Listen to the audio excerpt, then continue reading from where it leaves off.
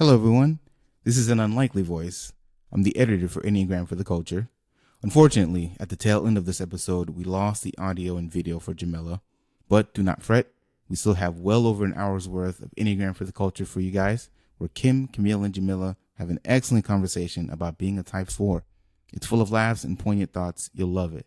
So sit back, relax, and enjoy this final episode. Thank you so much for a wonderful season.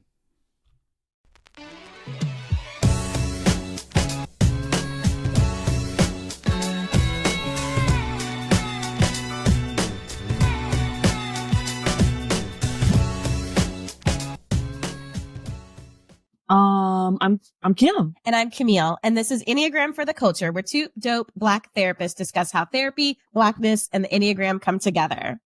Mm-hmm. Hi, friend. Hi, friend. All right, let's jump into a little teaching moment before we start with our interview. Yeah. So in this conversation, we're chatting with Jamila. She is a 4. And so if you want a refresher, deeper context as far as who our 4 friends are, go back to seasons 1 and 2 and check out episode 8.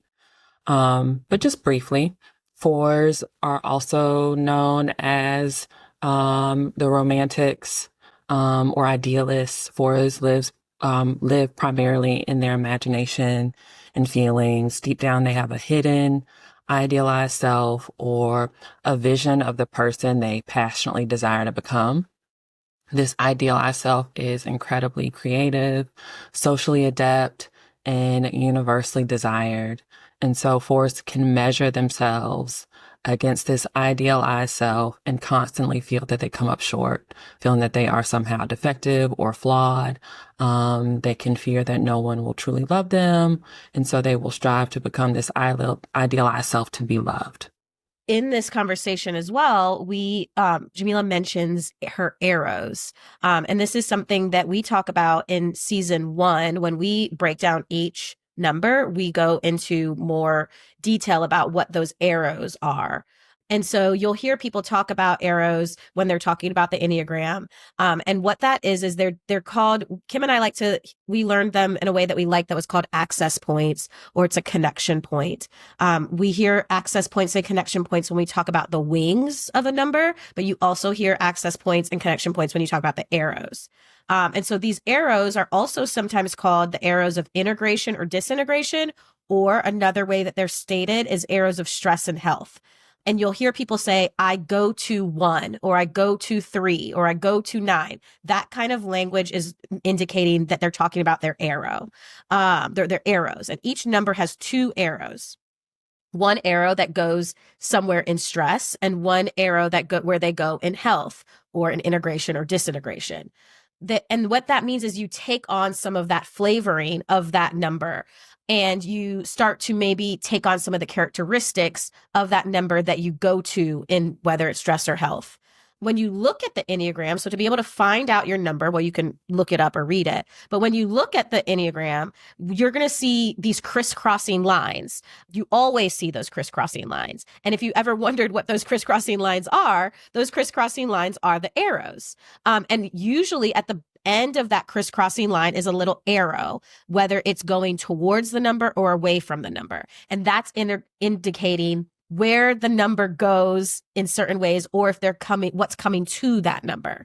So, for example, she shares that she's a 4. And so a 4 has access points with 1 and 2. So her little number 4 has an arrow that points to 1, which is where she goes in health.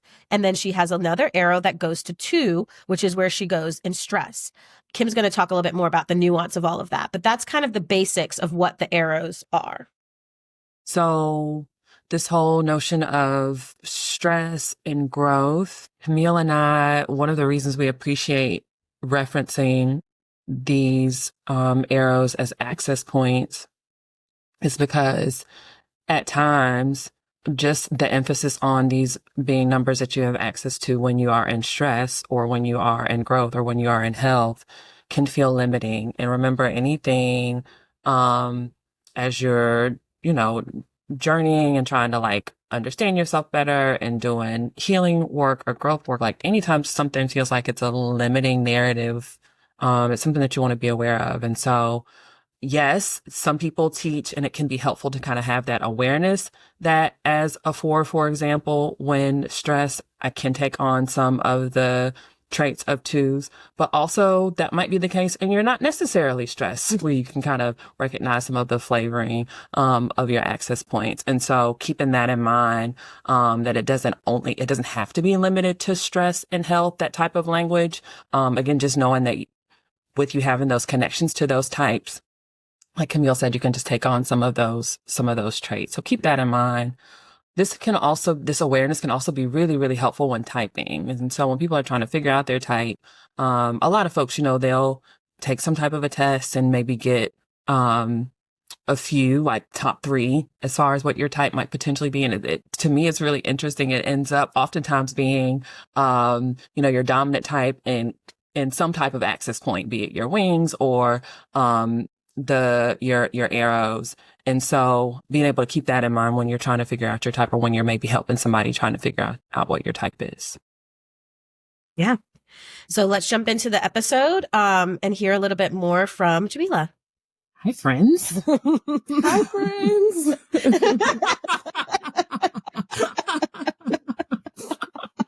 Surprise, we have a guest with us. Let's jump in. Let me go ahead and read her bio so we can get chatting with her. Today we are sitting down with Jamila. She is a singer and songwriter based in Atlanta who is obsessed with personality systems and personal growth. She is also the creator of @TypesInBlack on Twitter and Instagram. She fell in love with personality type systems at a young age via her brother, who was into screenplay writing. And some years later, that snowballed into her fascination with the Enneagram. She is married to Denzel Mensa, who is a YouTuber and a personal life coach who specializes in personality typology and growth, particularly Myers-Briggs. They've been married for 6 years and love getting to know people within the personality type community and helping people better their relationships with each other and themselves through these systems. They are passionate about making the space accessible and relatable for the Black community. Welcome. Hey, Jamila. Thank you. Hello. Sorry, guys. Cool. Oh, thanks. Good. Glad to have you. Yeah, Thanks for the glad work to that be you're here. doing. This is exciting. Yes. I always love your Instagram. It's great, but one of my favorite things is just how aesthetically pleasing it is. It's such a beautiful account and just curated, lovely. And so I'm excited to get to chat with you and meet the person behind the account. Yeah, I'm excited too. It's kind of like awkward because I haven't posted on there in probably like a year. But I want to get Well, back it has stuck to with it. me. Okay, good. Yeah, I definitely want to get back to posting on there. I've just been so busy and just life. Yeah, we get it. Definitely understand that. Yes. Yeah, so we'll jump in. So we typically start off by asking how the Enneagram has shown up recently. And that's one of the things we normally check in about before we start recording. Are you prepared to share something, a way that you noticed your type show up recently? Okay, cool. Do you want to go first? Or do you want me to go first? Oh, I can go first. Okay, go. Okay, so I have a whole little thing. Okay. So it's funny because I so when we were originally supposed to do this, I wrote it out and everything, but I couldn't find that note. I don't know what happened to it. So then last night I had a brain freeze. I'm like, bro, what does it even mean to be an Enneagram 4? And so then I used ChatGPT. I was like, how would an Enneagram 4 characteristics show up in everyday life? And then it gave me some, I was like, okay, now we're cooking now. All right. So it had to, push that button for me. Anyway, so let's see what. Oh, I thought that was it. No. Listen, I was like, great. That was a great story. I'm glad it's not. But I want you to know that I've already seen how your type has showed up for you just last night as you were trying to think about it. I love what does it even mean? That's so foreign. That's so foreign. I didn't even think about it like that. Y'all are tapped in. You had like a whole existential crisis. You're like, I don't even know. I know, like, bro, what even is life? I don't know. What do I do? Everyday life. It's so mundane. It's so routine. Is it meaningless? Am I offering something more? I can't remember. So, and then good old Chat GPT to the rescue. Yeah, to the rescue. Okay. So, first things, it was talking about listening to like sad songs and stuff. And so I was like, okay, relatable. So last night, it reminded me, last night on my way home, I was listening to this new Miguel song, and especially as a singer, I went to school for music, Then I was like, he is so good. I was literally yelling in my car. I was like, this song is so good. It's sad, but it's good. And it was moving me. And I was like, yeah. And ChatGPT made me realize that it was maybe moving that 4 side of me. So yeah, there's that. That's a little more on the shallow end. Let's get into the deeper end sometime of 4. So. You're going down, folks. You're going down. Yes, get ready. Let's hear it. All right, buckle up, folks. Yes. So, as an artist, okay, it's something that's like super challenging for me is that I want to dedicate my life to making art, to making music.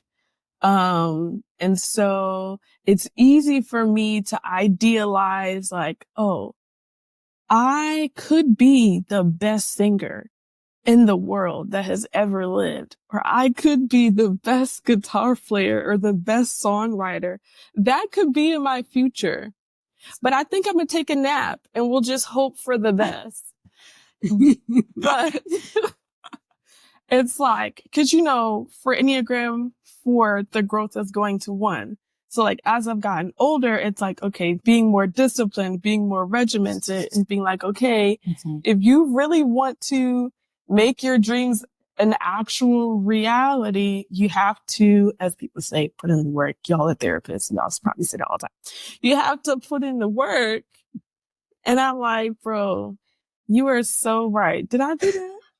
Yeah. I did the balloons. The balloons. I don't know how. I was like, did you bring props? I was like,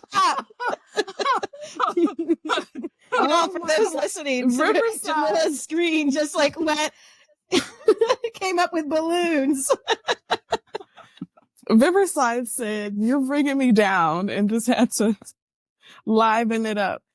But yeah, so that's like something that is like constantly on my mind. I loosely say something that I battle with, because the temptation is to sit back, relax, not necessarily enjoy myself because deep down we're miserable, but just kind of like fantasize about, what my life could be. And it's like, oh, I actually have to do something. So yeah. And then also on top of that, hoping that it's actually like meaningful for the progression of human society, and that I'm not just, either wasting away or making music that doesn't actually, I won't say doesn't matter, but doesn't like move people. So there's that. Thank you. Yes, all of that. Yeah. So those are. You know what your wing is, Jamila? I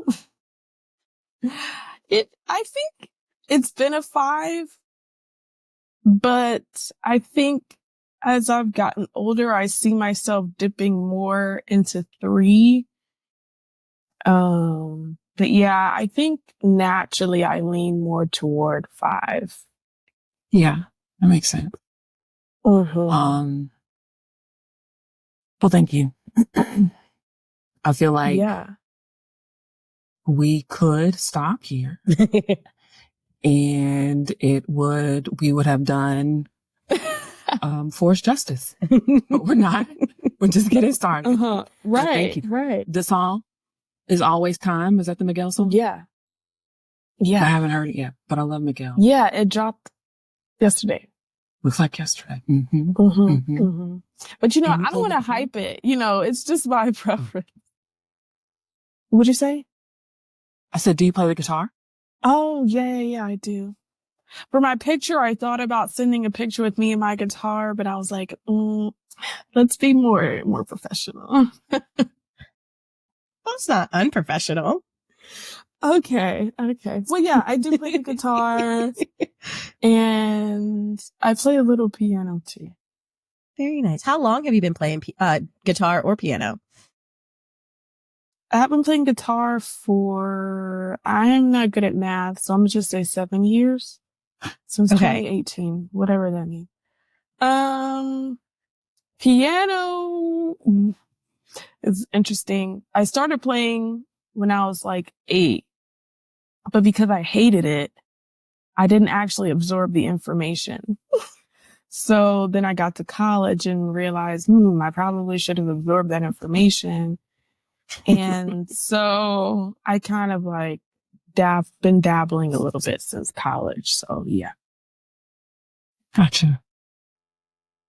What, acoustic, electric, Acoustic.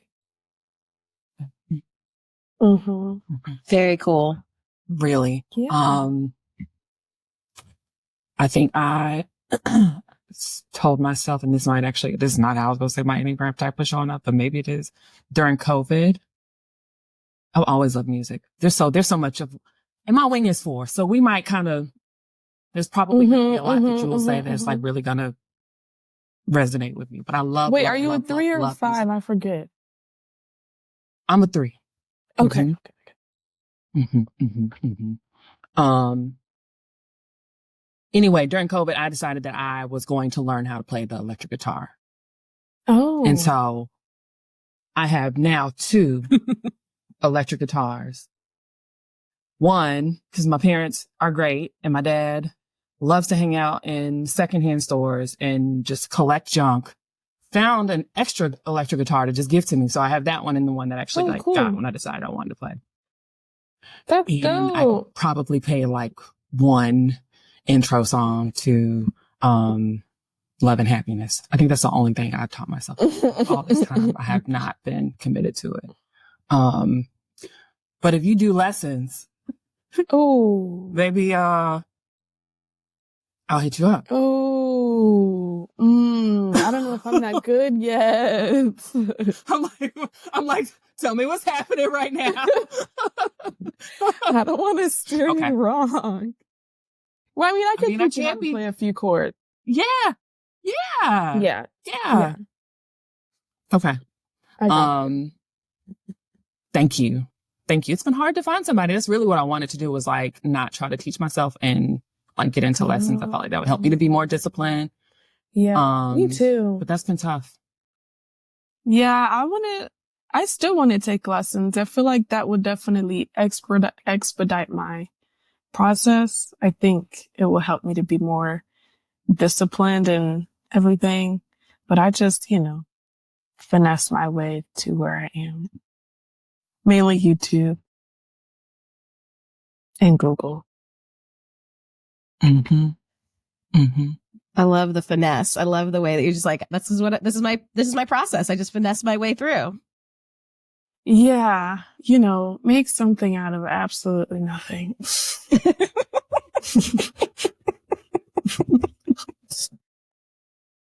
Kim, are you going to sit with that one as how your Enneagram showed up, as picking up electric guitar? Or you got something else?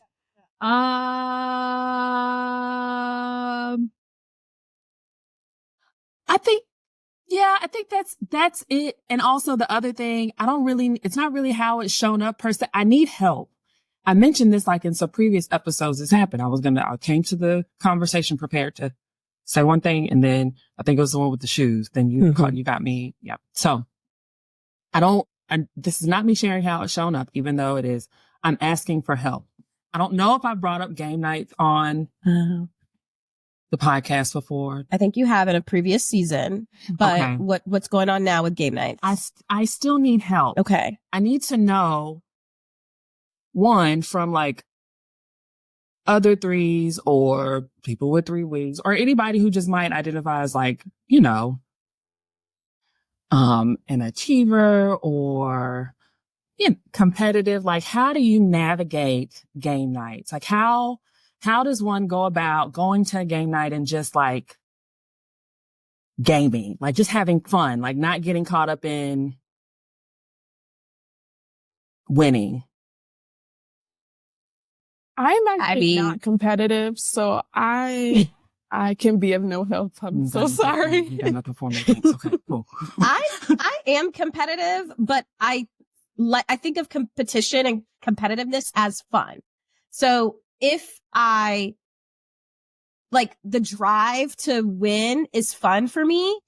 So then if I lose, it doesn't like devastate me because that was fun to be like, come on, like, if that makes sense. And then I get so excited about the other person winning. Like, I'm like, you did it. Like then that's fun.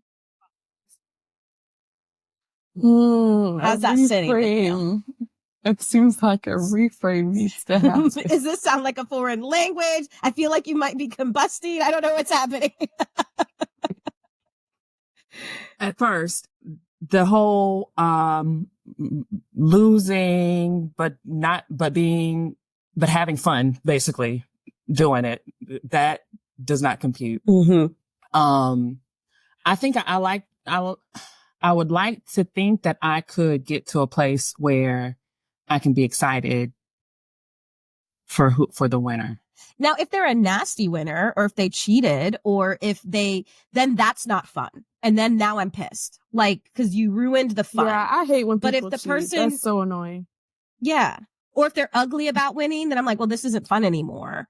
Or if they beat me in a way that was like, I don't want to say disrespectful, but like, when you play Monopoly and like you might be the person that is just unlucky and you just keep landing in jail and the other people are just racking up houses and hotels and it just becomes impossible. That's not fun anymore. Like, because I'm no longer having fun to pay you, all this money when I don't have it, which by the way, Monopoly is a real life game. And it is so like, if you get stuck in that place where you're the one going to jail, it's like, wait a minute, this game is racist. Like, this is talking about the prison system. Yeah. That's not fun. But the other games, if it's like beat fair and square and it was a fun, like high five, then that's cool for me. But I am competitive. I do want to win. And I don't like when I don't play well. If I pickleball, like if I make mistakes, I don't like that. If my partner makes mistakes, I don't like that. Like, I want to do my best and win. And that's fun. I have a question. I mean, yes. So does it matter to y'all if you already know it's a kind of game that you're not good at? Because I think for me, the way that I connect to a game, for lack of a better word, depends on how confident I am, like, already in my skills. Like, I should have been able to beat you, or chess. Yeah, you got that. You know what I mean? So I think for me, that also makes a difference too. But I know for people, it doesn't matter. Whatever they play, they have to win. There's no excuses. I would agree with that. And I also don't like games. There's some games that are not fun. Like I just said, like Monopoly. There's another game. What's that? Codenames. That's not fun to me. Like, yeah, or something if it's I don't like. Yeah. Yeah. Then I don't like it, but I still want to win, actually. Yeah. Even with Codenames and Monopoly. Yeah. I mean, I don't think anybody wants to lose, but I'm already like, yeah, I'm probably going to lose, but it's okay. Yeah, that's true. That's a good thought, Kim. I don't think anybody wants to lose, and I don't think anybody's happy losing. Yeah. I think they just have different, like, feelings about it. I just want to be able to, I want to be able to like game nights. I don't like game nights. You know, people like game night. I'm like, oh. Could you get so like emotionally invested? Just want to win, and I don't want to lose friendship because people aren't on the same page as me about winning. And you mentioned like how you feel about the games you're playing. Like if it's something that I know I'm not good at, I'm probably not gonna play. Like I'm serious. I'm not playing. Like I ain't playing spades. It's not gonna happen. Can't convince me. I'll go home. I'm not gonna play. I don't want to play. I don't know how to play. It's too stressful. Y'all get nasty and mean and all that stuff. Yeah. I'm not playing spades. So, or bowling. I've gotten better with bowling. Bowling is also I don't like bowling. Gross. I don't like bowling. I think I'm gonna work with. Then this is, definitely a life lesson for me, like just getting more comfortable with losing that, and maybe in some ways to figure out how to make losing fun, right? Like it's just, if the objective is to have fun, it doesn't really matter if you want to lose, like you just want to have fun. And then maybe trying to figure out how to so if it's, if I'm surrounded by people I like, which if I'm at a game night, hopefully I am, then like being able to be excited about other people winning. I like that a lot. I really want to work on that. And it's kind of like creativity. Like sometimes maybe Jamila, you can definitely speak to this, but like sometimes the creativity is not the outcome. It's the process. And so the game night is the fun of the whole process. We're all laughing. We're all being silly. Maybe there's a little trash talk that's like, not harmful. So all of that is the fun part. Yeah, I love that. I know what's getting me hung up. I think it's people's attitude. Like I'm good if we can all be like lighthearted and have fun, but if somebody is like talking trash, like there's a switch that's going to go off for me, and I'm not going to be able to like be as like, even if they're just joking and having fun, like I just don't. What if they're celebrating? Like, what if they get the point in charades and they're like, yeah, high fives? Like, is celebrating okay, or is that not okay? High fives is fine. Okay. Oh, trash is not. That's not fine. Yeah. Well, I mean, I think that's fair, Kim. Like, I don't want to play with someone that's like getting up in my face either. So, I mean, I wouldn't like that either. You know what? And so maybe this is, I'm going to take this to therapy. Maybe this might have something to do with, because growing up, like all of my people, cousins, family, like everybody, they're all like, yeah, playing with the wrong people. That's what it sounds like. Yeah, we just want some high fives. We just want some giggles. We want a good job. Yeah. And I like when someone gets a good point. I'm like, you know what? Good point. Like, that's right. Like, that's fun. Thanks, Sean. I'm excited for your game night progression. Oh, I was gonna say I don't have a game night coming up. Another one anytime soon. Yes, when I do, I'll ask you to help me to remember this. Maybe listen to this episode. It's the journey, not the outcome. Yeah. There you go. Yeah. And I like the creativity part that helps me with that too. Like I'm creating this just new experience for me in relationship with games and competition, being present, not outcomes, not about winning or fear of losing. You want to be present and enjoy, but it's going to be helpful if people that you're playing with are people that are not like to add to that are not like nasty Shit talkers. Yeah. Also, I think there's also a question of like, this might be a little bit too deep of a question, but like, if I lose code names, what is that? Does that mean anything about me? Just means I didn't get the right, like, things. Like, if I lose charades, it just means I didn't move my body in the way. Like, it doesn't really mean much. So if I lose at that, it's kind of like, okay, whatever. You won the card game.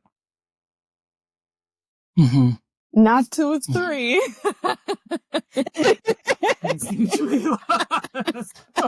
It is representative to their core fears of failure.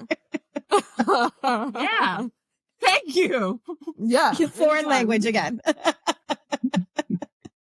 Like, what do you mean? It means that I sucked. No, it just means you didn't put the connections together. Or that my teammates sucked. Like I said, that's where I'm like, I don't want to like cut off cousins. So I can do this. I think it We also, can move I don't on. really got it. have a lot I'll of, circle back around. I don't really have a lot of great examples, but I think it also depends on the game, especially if you're trying to start being more amicable, is that the word, during game nights? Like, don't start with spades, even if you do have a good group. That's just not a good game to start Never with. played it.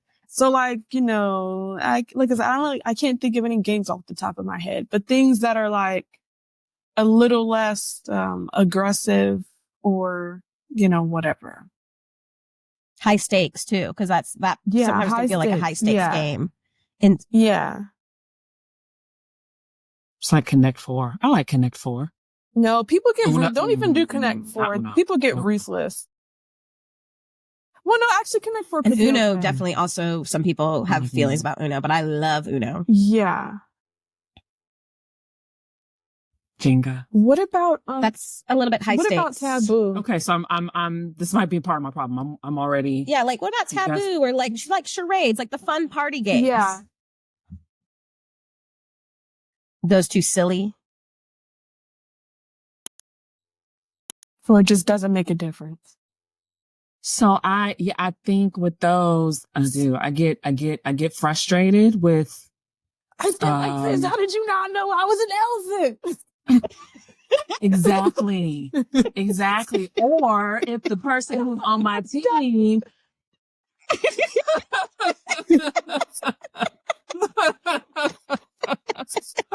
Like it gets serious. That is true. There's a funny story in our friend group where like someone got real mad that people were not getting the clue that they were giving. And they just were like, they like blew a gasket. Like they really were like, how did you not know? See? Yeah.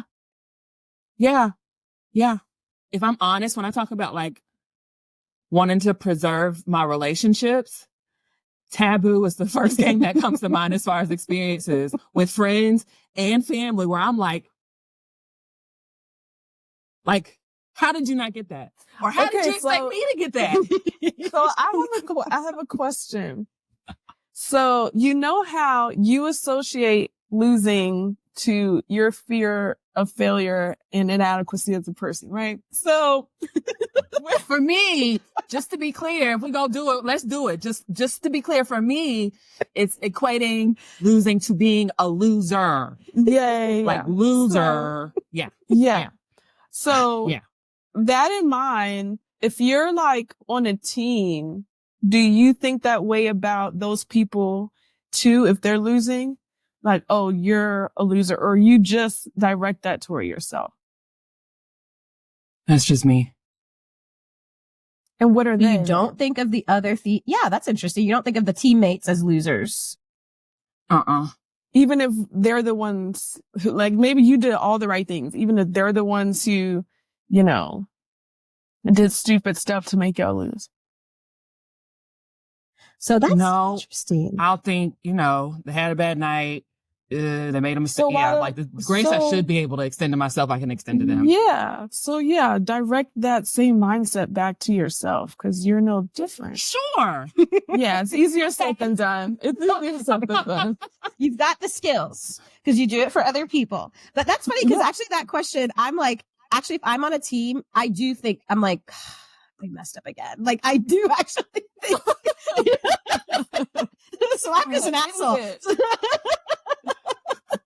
So Kim, at least you're not doing that. I am like, oh no, I'm paired with that person. They said fruit and you said broccoli, bro. Ugh, why would you think it's broccoli? No, I might say that, but I'm not thinking about them like, man, like you're a loser. Like I'm just thinking like, come on, like, we got this. Like I'm more like, it was a mistake. Don't get stuck in it. Like, yeah. That's kind. Again, I'll be like, oh, in my head, I'm like, I don't want to be their partner next time. Like, I don't like. I think I know that that's going to really like get in the way of winning. If I do that, I'm gonna have a nasty attitude. Like I'm gonna be frustrated. Like that's really gonna like get in the way of winning. Like, so it goes back to you and needing to win. Yeah. The only reason that I don't think you're a loser is because if I think you're a loser, then I'm gonna lose. Right. If you're a loser, that makes me a loser. I can't be a loser. So you can't be a loser. I am cracking up. This is so right. If you're a loser, you're on my team. That means we're all losers, and that's not going down. If you're a loser and I'm on your team, then you're a loser, and I had nothing to do with it. You didn't know it was fruit, so that's on you. Okay. I want to move on from this. There's lots here. No, I was thinking the same thing. I was like, we can keep going. But we can move on. I'm a 4. Okay, I'm trying to get you. Do we have it? Jamila, and so for you, you don't care. You're there for the fun. You don't care if you lose or win. You're good. If the teammate's a loser, you're fine. Again, I care to win. Okay. And I don't care if I win or lose. But like, I hate Monopoly. I've only played it once or twice. I think it's extremely long and extremely boring and an extreme waste of time. So I wouldn't actually be that invested in something like that. I think I'm kind of similar to you in the sense of like, I'm like fun competitive. I think the only time I get actually annoyed is if, like you said, if I feel like people are being grimy or if I feel like people are sore losers, okay, we're not making the game fun for anyone.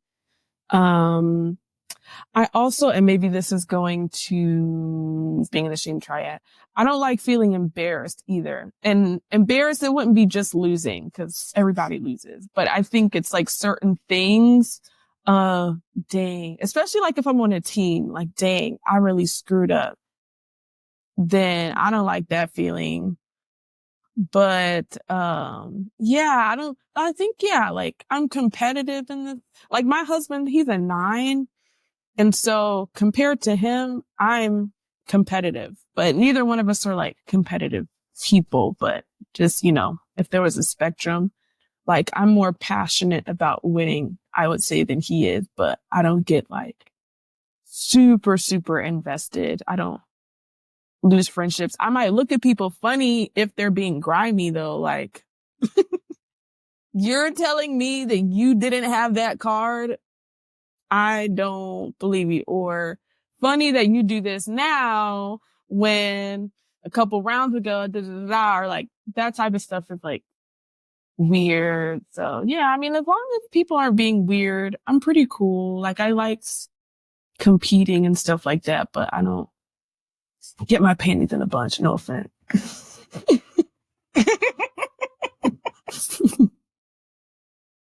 She's got to work on it. She's asking questions, being curious. I am. Yeah. And I want to now work on why I talk, shit in my head about my partner. What's your Enneagram type again? I'm a 7. Oh. Yeah. So I really do love game night. I love game night. I think it's fun. Yeah. The only time I don't like it is if people are being grimy. I think that's your movement to 1. Yeah, that's probably what that is. Yeah, if someone is critical. And it's like, because that's probably what it is. Fun is being ruined because people are being idiots. Yes. That is exactly it. Bringing you down. I didn't know Jamila was going to show up and put us in our place here. Yeah. Thank you. But yeah, that probably is exactly what it is. And I do like to do well, like from that one place, like, and I think it's a little bit 7-ish. Like, so if I'm messing up or someone else is messing up, I'm like, I'm in the frustrated type. I'm like, come on. Like, I will talk a little bit negative to myself, like with pickleball, like, Camille, like I will want to do well, but I'm also still kind of having fun, and it's not going to sit with me much afterwards if I lose. Yeah. No, it doesn't sit with me. Does it sit with you, Kim? I'm thinking I need to pay more attention to like what my dialogue is like internally when things aren't going because what I'm recalling is it's mostly like I played sports. Like I kind of know how to motivate yourself, be in the driver's seat a little bit when it comes to my mentality, but it is all about so that I can win. I mean, and with sports, even when you lose, like it can, if you have the right mentality, the right coaching, like can help you with winning, help you be a good winner. So I know how to like kind of be in control of my brain. That's good. When things are going well, but it's because my goal is the outcome needs to be the winner. I know if I get too in my head, then that's not going to help me to win. Yes. Yeah. Yes. And I personally, I think it's bad to be competitive. Sorry. No, I was just saying, I don't think it's bad to be competitive either. Well, no, you don't. I don't know. Did anyone say that? Mm-mm. Okay. No, I'm just saying I was just saying in case you're thinking like, oh, like I have to stop being as competitive or whatever. Like, I don't really. No, okay. No, I just want to be less anxious when it comes to game nights. I want to be able to just, I see people being able to, my boyfriend, he loves, like he can just go and have fun. And I just want to be able to lean into that more. Mm-hmm. All right. Yeah.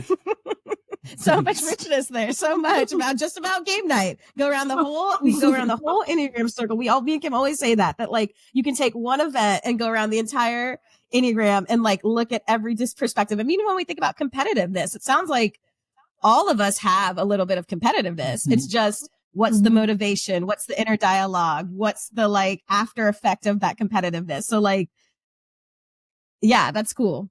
So thanks for bringing that up, Kim. Love it.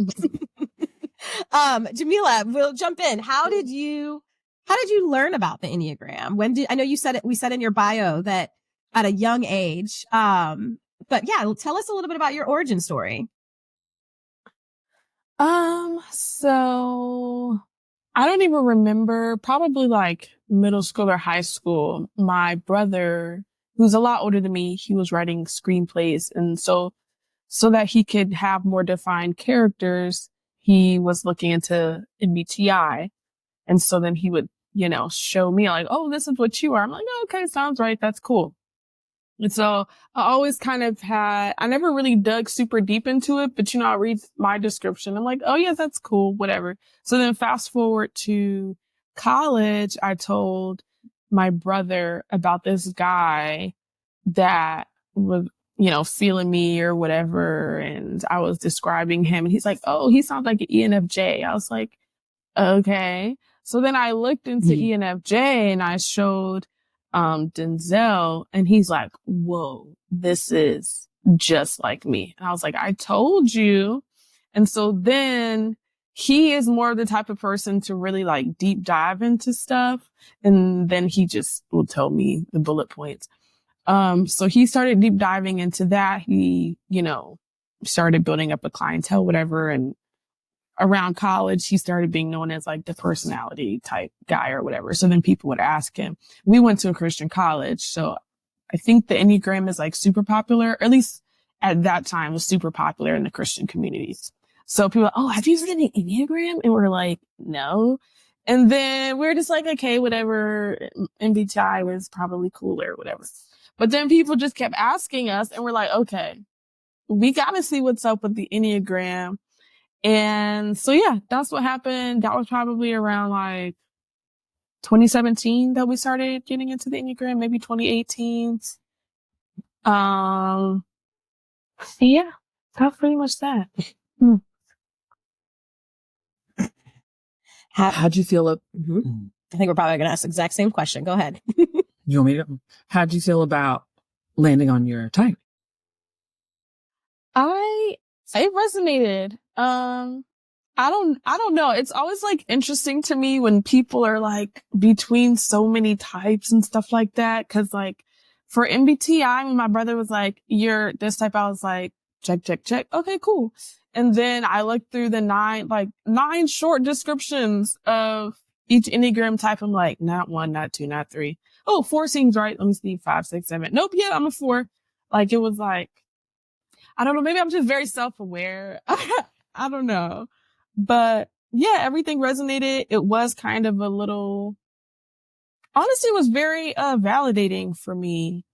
Cause I was like, okay, like, you know, I'm like always comparing myself to other people and I feel envious. And it's like, that's not really something that people talk about and, you know, admit openly. And so I was glad that it's like, okay, like this is like an actual thing.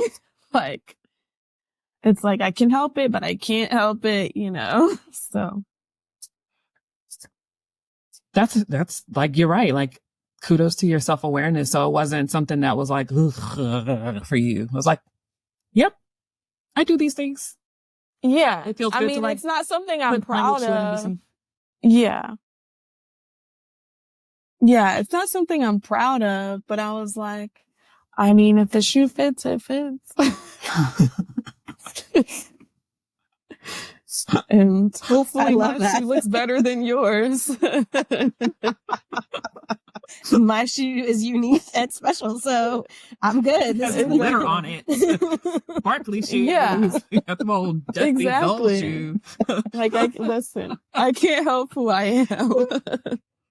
I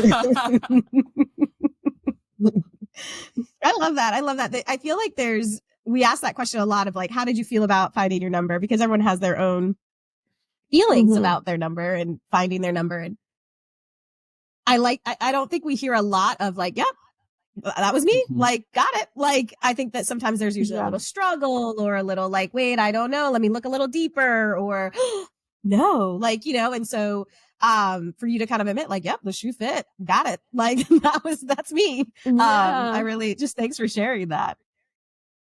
Yeah, for sure. Cause I'm just like, I don't take it personally. It is like, I'm still the same person. Yeah. I still have the same thought patterns and whatnot. Yeah. So a system telling me back my thought patterns isn't going to change my self-perception, especially not negatively, because it's already there. As a 4, I already think about myself negatively enough. So I'm already hyper fixated on, you know, my, you know, shortcomings or whatever. So I don't really, to me, it's like, okay, you're telling me that I suck. Okay. It's like, I think actually, I think about ones too. I feel like when ones are like, oh, inner critic. Yeah, got it. That's the, yes. Like, like already, oh, there's a name for it. Great. Thank you. Like, yeah. Okay. Good to know.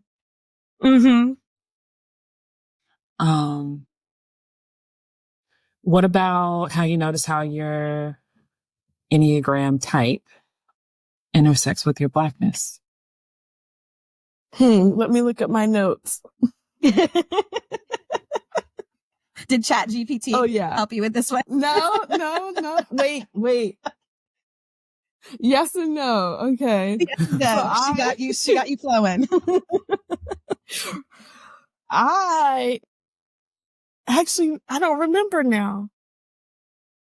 No. I think I answered this myself, but I think that I checked ChatGPT to see if there was anything else that I could have been missing. Anyway, so, I say intersect with my Blackness because, which, you know, it's funny because I feel like this is probably a very common experience, unfortunately. Just kidding. That I don't feel like all the time I fit in with other Black people. And it's kind of interesting because it seems like there's like this zeitgeist of Blackness that it's like you either get it or you don't. And a lot of times I might feel like I don't get it. Like I didn't grow up listening to this music, or I didn't grow up watching these movies, or I didn't grow up in a household where people talk like this. And so then when I go out into the world and other like social circles of Black people, mainly growing up, I haven't heard this in forever. Then, I hear Oreo or whatever. And it's like, I don't really know that applies to me, if it even is a thing, because I feel like a lot of other things check out. I just don't talk like you. So that was pretty much the main thing that I was thinking of in terms of that, just kind of feeling misplaced sometimes, and even questioning like, what is Blackness? So yeah. Yep. I think 100% that's a common experience. I think, it's under conversation with Erica that this came up earlier in the season. And yeah, in that conversation, we were just like, we as a community need to do better about shaming or judging people's Blackness. I think to try to even like that question you asked, which I think, is going back to the thought process for four, is like, what is Blackness? Like that's a question that's going to come up, and a valid one. Like how does one, and who are you to like determine what Blackness is? I mean, it's such we are a diaspora. Like it's such anything and everything. Like, so, and I think Chat GPT, like she helps you out. Like I can for sure see still how even this type of like kind of, line of questioning does align with the type structure of the four. And like you said, maybe feeling, like you don't belong or out of place or not connected, or like you stand out, or, not enough, not good enough. And so again, grateful that your, self-awareness like allows you to do what, we really encourage us to use this tool to help us with, and that's to like create distance for us to not over-identify, with any type structure, to still know like you're you, regardless of what your type is. Yeah. That your type is can just be kind of, how we cover up. Yeah. Yeah. I like that, that share. And yeah, Erica talked about it earlier. And, I think I said it there, but if not, it's coming back up again for me, is that, the fact that there's actually so many of us that actually have that similar story. That is because I have that similar story. I've been called Oreo, when I was younger. And, it's like but then when we all get together and we all are in a room and we all, maybe there's 5 people in a room of 20 people that have that same story. It's like, okay, well then it's not that I'm not that different then. Like that's part of the diaspora, is that there are Black people that look different, right? Or move different. And then that they're still Black too. So it's like, oh, I'm not the only one that was called that, or I'm not the only one that had this experience. So therefore I'm part of the community as well. And so it's kind of in some ways a little bit, or meeting other Black folks that had that same story was really relieving for me.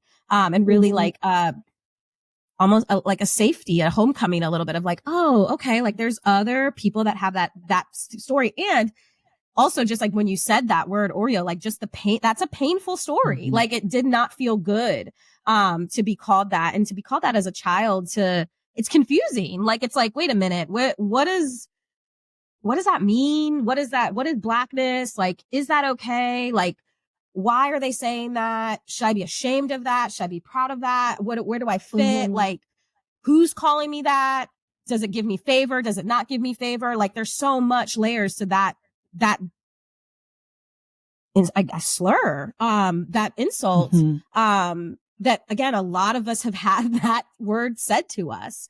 And it's a real experience for a lot of Black people to be called that. And then there's some people that have never been called that. And that's okay. Yeah. And then for me, especially as a 4, it's like, well, it must be nice to never have to wonder if you fit it. Like you're the representation of Blackness. Like, that must be great. Yeah, But I it's can also hear that. Yeah. I can hear that. And I never thought about that it must be nice, but I can sit with that's landing in a way for me that I'm going to have to think about. Yeah. I think for me too, I don't know. I guess, yeah, as a 4, it's just constantly, whether I'm on Twitter or I'm having conversations with other Black people. And this is, I think there's like a fine line between just my own 4ness and perception of myself and how I fit in or don't fit in with the people around me. And then separate of, okay, no, people have actually said things to me or made me feel other than or different or whatever. So like, whether I'm on Twitter or I'm in circles with other Black people, it's just like, I'm constantly, can I say this? I think so. I'm somewhat constantly aware of how I feel different from them. Yes. And it's like, I can yeah, it's kind of an interesting feeling. And I think, it can even come down to like just the way that I think or like certain opinions that I have. Cause I think that sometimes even as far as that, there's kind of, it kind of can seem like Black people have kind of a monopoly on like a very specific way of thinking about certain things or certain topics. So then it can be like, oh, well, if you think that and I think this, then we're not really the same. And it's kind of even ironic, this conversation, because most people probably know like the more white people than Black people that know about the Enneagram. So it's like, what other Black people, and obviously that's why you have your platform. That's why I have my platform. But like, you know, in everyday life, when you're talking to people, the likelihood of you being able to strike up an Enneagram conversation with a Black person versus a white person, from what I've seen, you're going to be able to do it more often with the white person. So it's just like, Right. Okay, well, this is something that I'm passionate about. This is something that I care about, but Black people, for a myriad of reasons, might not know about this. So then it then it kind of goes back to, oh, then I must not be Black or whatever. Even my husband's cousin, this is, I think, before we learned about the Enneagram, when we were just, learning about MBTI, he would post a lot on YouTube or whatever. He was talking to his little cousin on the phone. I don't remember how this conversation came up, but he was like, oh yeah, you talking about that white people stuff? And it's like, whoa. Talking about personal growth and development. It doesn't have to be all of that. So, yeah. Yep. Yeah. I mean, that tracks. Yeah. I mean, therapy for the longest was that was the connotation from the Black community is that's what white people do. White people don't do that. You don't go to therapy. Yoga, I think, everything. Like there's so much stuff. Yeah, like into your back to the conversation. All the healthy things. Like, personal growth and development, healing stuff. Yeah. That's white people stuff. Wait, what? Inner child work? I had some that's white people stuff. You don't have an inner child? I'm sorry. Did you just wake up or were you born an adult? Were you literally born yesterday? Yeah.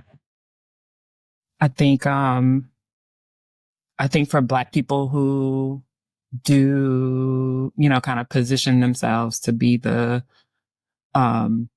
authority on what is Black and what is not. My hope is that, we could not to assume that at times I don't slip into doing that.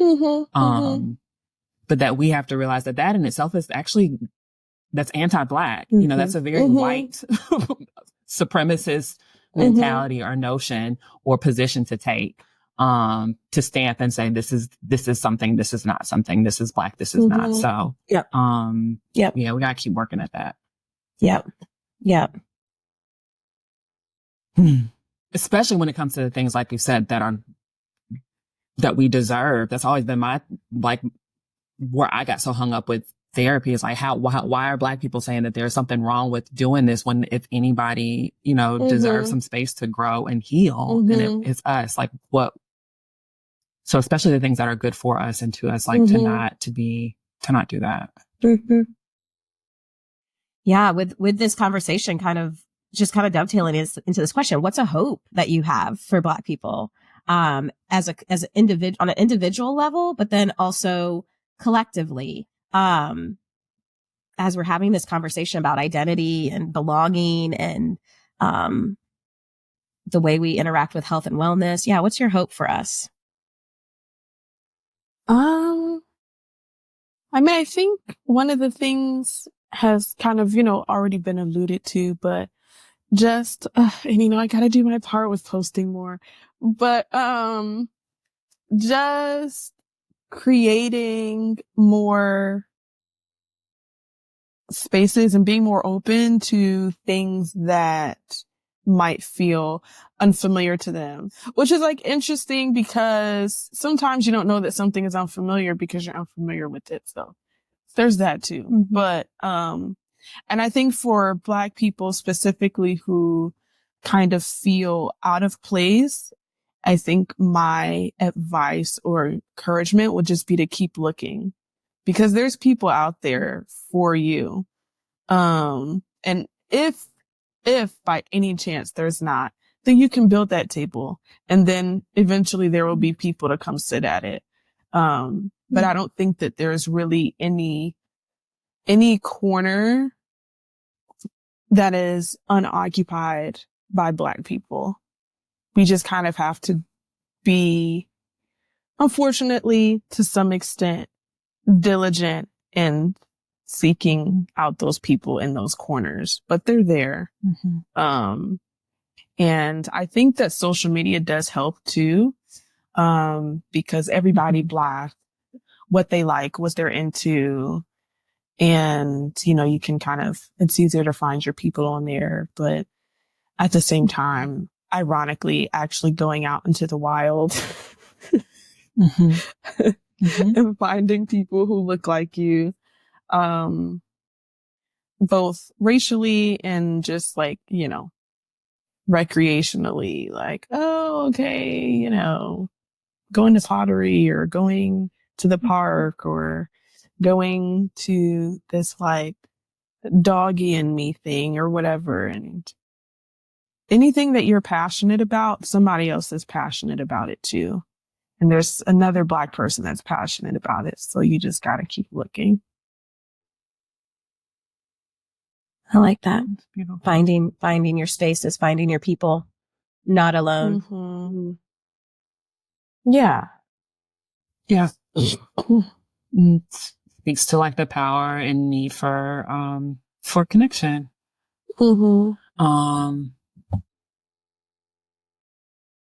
Which is, that's my jam. Come on, Six Growth. We love to see it. To the six, yeah, right.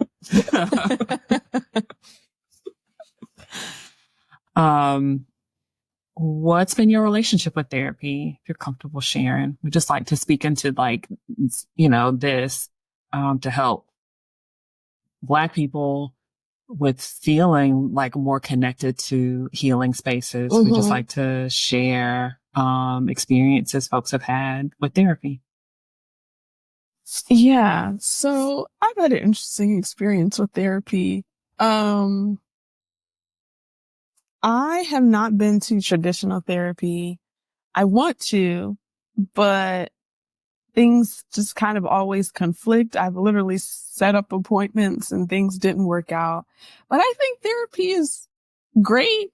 I think that it's, I personally look forward to therapy, so that way I can sort through like certain thought patterns I have. Cause I think sometimes like your brain can just be on a loop and you need like an outside source to be like, wait, there's a problem there. Let me just poke that hole. And then you're, oh, okay. That's what I was saying.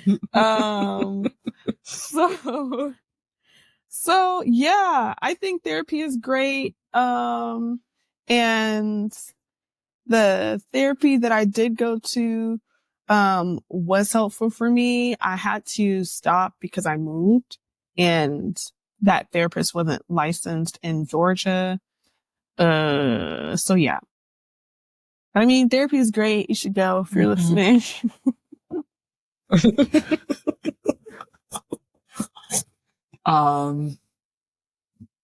Yeah, thank you for sharing that.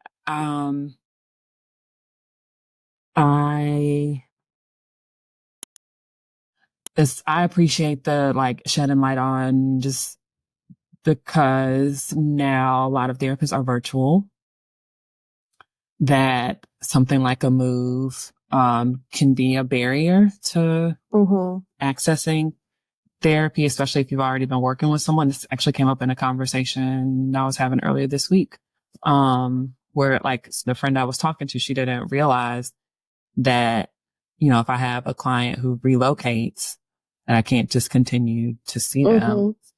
And she was like, well, how does that work for like, you know, BetterHelp and Talkspace? And so I explained it, and I won't hear. It's a whole nother conversation, but, we can't, like, as of right now, as a clinician, you can only serve clients who are geographically in the same, like reside in the same state where you have your license. And so again, a lot of people don't realize that. A lot of people think, well, because it's virtual, you know, you can see anybody anywhere. And as when it comes to like clinical mental health counselors or therapists, there are barriers to that because we have a board that we're held like accountable to and responsible to. And so, yeah, there's jurisdiction where we can't practice anywhere. So thanks for shedding light on that. Yeah. And thanks for just sharing too that like, there's barriers, right? Like, you know, Kim and I live in the therapy world. So we're in therapy every single day, right? Like we're doing therapy every single day. And so, but there is a reality to that. It is hard to find somebody. It's hard to find someone when you move. It's hard to find the right fit. There are barriers, scheduling, like money, resources, like, all of the stuff that make it where it's like, it's not just an easy plug and go thing. And that it's not something that's going to be like, oh yeah, I have a therapist. I go to therapy every week. Like there's multiple reasons why it's not the right time, not the right capability. And so I just even appreciate your honesty in that. Cause I know that, you know, we don't want someone not going to therapy to be like a shameful thing. Like, oh, you don't want a therapist right now. Like, right. Like there's a lot of reasons why someone might not. Right. And that's okay. Cause there are barriers. Yeah.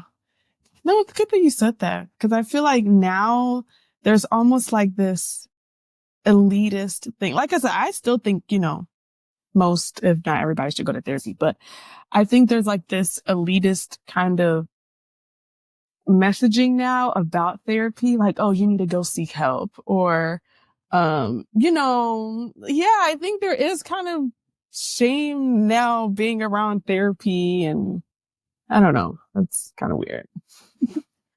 Yeah, I agree with that. I do. I obviously am a big proponent of therapy, so I think that a lot of people should be in therapy, and that's a great thing. But I do think that there is this assumption or this gold star that's given. I think, you know, you hear these jokes in like dating, like, oh, and they go to therapy. And it's like, okay, like they could have a shitty therapist. Like, they can go to therapy once every 3 months and not be doing anything. Like, but it's like this check mark sometimes now, of, oh, I go to therapy.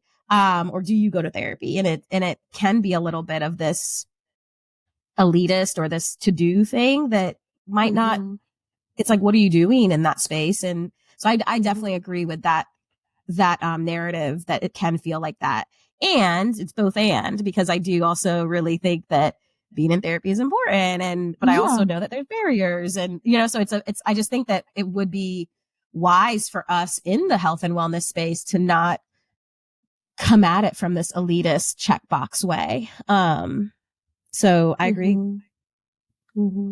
Yeah. Or even like you've already like started to say, Jamila, not necessarily like, finding the right type of therapy that's a good fit for you, or even if it's not necessarily like traditional talk therapy, like whatever feels like it's the right fit to help promote your, not you specifically, our growth and healing. I think some of the, I hate that it has slipped into this kind of like you guys have said, elitist thing. I think a part of that has probably come from such an effort to like make it more normal for us to do, like a more normalized thing. But yeah, I think, you know, as with anything, we got to be careful to not like go back to doing some of the same kind of, you know, stuff we were talking about earlier, as far as putting ourselves or anyone else in a position to determine how blank anyone is, Black, healed, you know, whatever, like, that's not our place. But I think that, like I said earlier, like, you know, we deserve spaces like this for us. And like you said, Jamila, we deserve spaces, where if you are a person of color and you're passionate about healing, you know, to connect with another person of color who is also passionate about healing and to feel safe in that space. That's right. Yeah, 100%.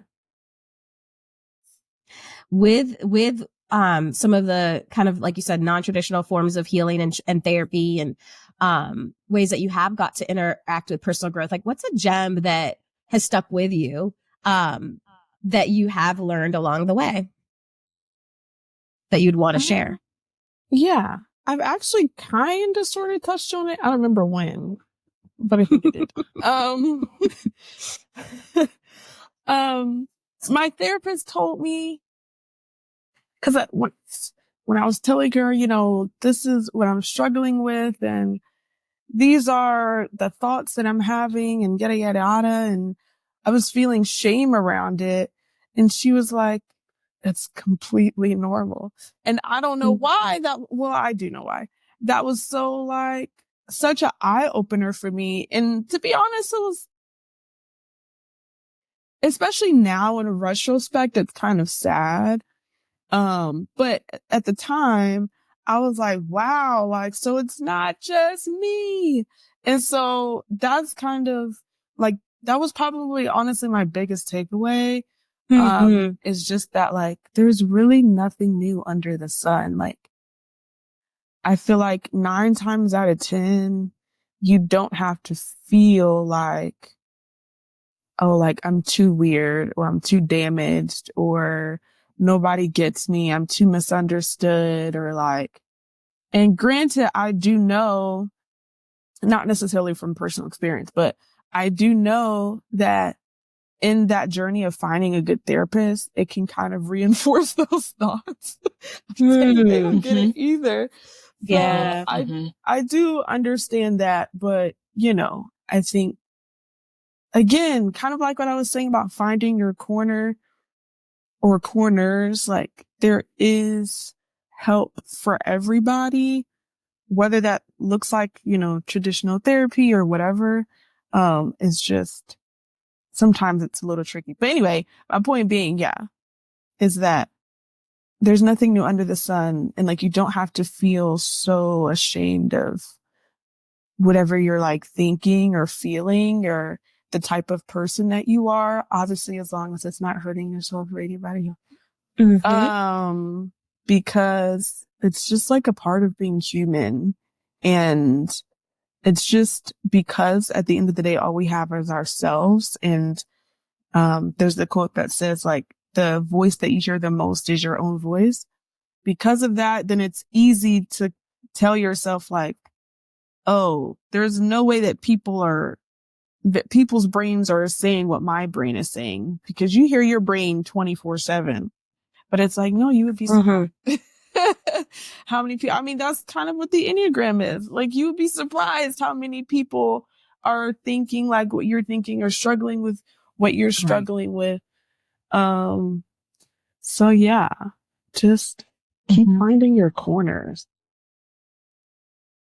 I love that. I love that saying, keep finding your corners. I think that's beautiful. And then even your language around, there's nothing really new under the sun. Like, and that kind of helps kind of put into a perspective of like, yeah, you're not the only one. My dad actually says something similar. It's like, you're not the first, you won't be the last. Sometimes it can feel a little dismissive, but it sometimes also, you know, but it also, I think the sentiment of it, so the sentiment of it though feels like similar of like, hey, there's other, you're not the first person to experience this or feel this or think this, and you're not going to be the last. Yeah. And that there's community in that. He usually says it when I'm scared about something. And so it's like, you're not the first person to do this scary thing, and you're not going to be the last person to do the scary thing. So I think that yes, I just really love that. And it's one of, if not my favorite thing about being a therapist. I don't know if it's my favorite. I'm bad at favorites, but it's up there. It's in the top 3. Is just the very simple purpose. Like, it's kind of like the heart of the whole thing is just to be able to say like, hey, you're not crazy. You're not alone. Like, I get what you're saying. Other people know what you're saying. Like, you are not broken, damaged, disgusting, horrible. I like just being able, and how freeing that is to hear that, and how it's so helpful. I have been on the receiving end of that, and the healing that just comes from someone saying like, yeah, makes total sense. And to be able to, and then to be able to be a person that gets to say that probably every single hour of my day as a therapist, to be able to be like, yeah, makes sense. Not wild. I love when clients will be like, okay, I'm going to say something, and like, and I'm like, try me. Like, try me. And they'll say, and I'll be like, yeah, makes sense. Or, okay, yeah, I've kind of, that doesn't surprise me, shock me. Cause there's, like you said, there's nothing new under the sun. I really like that. Thank you. Yeah, I think that, I agree with everything you said, Camille. That acknowledgement, even going back to your dad at times, you know, offering that. I think as a therapist, I find myself trying to, you know, find that balance of like offering validation in the form of, you know, this is not a new thing, but also not dismissing what the person is sharing or what they're experiencing. And I find you ended up saying it. Those are my favorite words to kind of offer. Well, that makes sense. So yeah, thanks for sharing, Jamila. Okay. Well, that's our last interview for season 4. It's our last episode for season 4. It's amazing that we made it through 4 seasons and have had the honor to just share space with one another and so many really cool people, and hear about the amazing work people are doing in our community and how they're using a tool like the Enneagram and spaces like therapy to feel supported and seen and grow. So Agreed. Yeah, I feel like this season 4, and then this season of my life, these interviews have been so like rich and so touching. They've really been a balm in my life, actually. I just feel like every episode has been filled with nuggets and hope and wisdom and brilliance that have just like been so wonderful to listen to. And I think this season being like during an election season, and the way that these episodes kind of lined up in such beautiful ways, with Rodney and Siona and Montina that were right in the thick of those weeks. And, I just thought that was really special, and kicking off with Kiara and and just all these wonderful conversations that I think each one touched me in really special ways. Yeah. Yeah. So, saying, it was really incredible listening back and, preparing each week for us to drop the episodes. Yeah. Like what was going on in the world at that time. Because, a lot of these have been pre-recorded for the most part. So, huge thank you to our guests, for taking the time to, just share your likeness with us and share your stories with us and share your work with us and your hearts. And yeah, for our listeners who've been listening, for 4 seasons now. And those of you who are just joining us this season, we're just really grateful. We get a lot of feedback that people appreciate the space and the conversation, that it's really needed, and just know that we don't take it for granted. So yeah, as we wrap up season 4, you want to go first? Like, we're just going to share a hope that is still really resonating with us, as we go into the off season and whatever is the next season in our lives individually. Do you want to go? You want me to go? I can go. Yeah. I think something that came up in a couple of conversations was just for a hope that Black people can kind of really live into their fullness of who they are without it being pigeonholed into a certain box. Being able to take up space in their own being, in whatever that looked like, whatever flavoring they take on. And I loved that hope for us to just be able to shine in our own unique, special ways without these connotations or limitations or prejudices or assumptions that we might have, about what it means to be Black and to live in this world. Just each conversation, I think, really highlighted just the uniqueness of each individual person and each individual type. Yeah. Yeah. I would say my hope would be that we just continue to, as Black people, feel like we deserve, are worthy of, spaces where we can be our authentic selves, and that can include the vulnerable stuff, the hurt, the pain, so that we can heal. So essentially that would be my hope, that we as Black people continue to feel like we have access to, are deserving of healing spaces, healing work, tools that help us with healing and getting to know ourselves, so that people, we don't fall for being gaslit when other people try to tell us who we are or who we aren't. So, so we'll keep doing the good work, and we encourage you all to do the same. And I think that's a wrap for this season. That is a wrap. All right, y'all. Take good care. Bye.